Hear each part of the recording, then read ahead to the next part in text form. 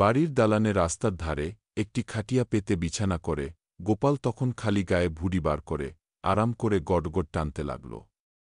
তারপর কিছুক্ষণের মধ্যেই নাক ডাকাতে শুরু করল।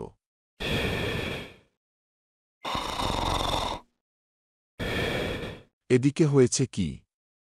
গোপাল যেখানে ঘুমুচ্ছিল সেখান থেকে ৩ ক্রোশ দূরে মাঠের ধারে একটা ভাঙ্গা পোড়ো বাড়িতে ভূতের বিয়ে হচ্ছে। সব জোগাড়পত্তি ঠিক।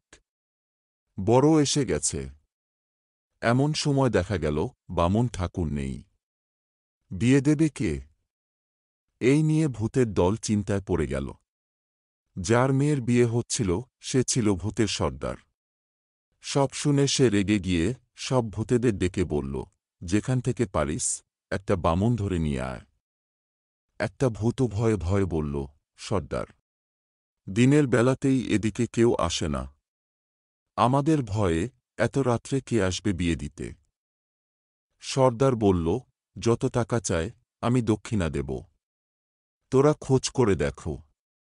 আর একটা ভূত বলল, যত টাকাই দক্ষিণা দাও সর্দার, প্রাণের ভয়ে কেউ এদিকে আসবে না। এমন সময় লিকলিকে লম্বা হাত পা নাড়তে নাড়তে সেখানে এলো একটা পেতনি। সেই হল সর্দারের বউ, মানে মেয়ের মা।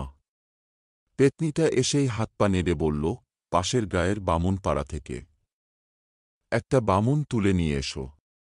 সর্দার বলল, গিন্নি ঠিকই বলেছে, যেখান থেকেই হোক একটা বামুন নিয়ে আয়, নইলে বিয়েটা নষ্ট হয়ে যাবে। নিরুপায় হয়ে তখন 4টে ভূত বেরিয়ে পড়ল বামুনের খোঁজে। এদিকে গোপাল রাস্তার ধারে খাটিয়ার উপর শুয়ে দিব্যি ডাকাচ্ছিল। ভূতগুলো যখন বামুন খুঁজতে খুঁজতে যাচ্ছিল রাস্তার উপর দিয়ে, গোপালের নাক ডাকার শব্দে তারা চমকে উঠে স্থির হয়ে দাঁড়াল। তারপর আস্তে আস্তে গোপালের খাটিয়ার পাশে গিয়ে দাঁড়াল। একটা ভূত ফিসফিস করে বলল, বাপরে, কি সাংঘাতিক নাকের ডাকুনি রে বাবা! ভীষণ শক্তিশালী লোক মনে হচ্ছে। আর একজন বলল, তা তো বটেই, দেখছিস না কেমন ভুঁড়ি বাগিয়ে শুয়ে আছে। তৃতীয় ভূতটা বলল, চেহারাটা কেমন নাদুস নুদুস দেখছিস, গায়ে যেন তেল গড়িয়ে পড়ছে। চতুর্থ ভূত বলল, এর মাংস কিন্তু খেতে খুব ভালো হবে। প্রথম ভূত বলল, এ লোকটা বামুন কিনা তুই কি করে জানলি?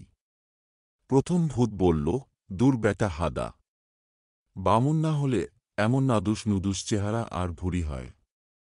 তৃতীয় ভূত বলল, ঠিক বলেছিস, বামুনদেরই এই চেহারা হয়। দ্বিতীয় ভূত বলল, তাহলে একেই নিয়ে যাই চলো। সবাই রাজি হয়ে গেল।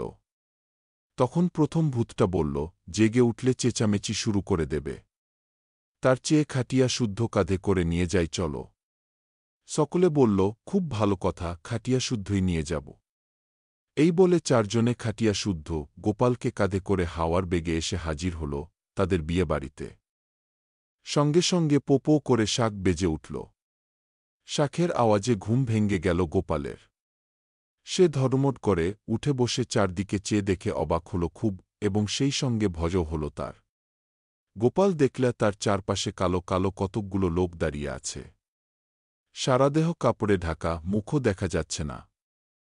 সবই কেমন যেন আবছা আবছা, কিছুই ভালোভাবে দেখা যাচ্ছে না।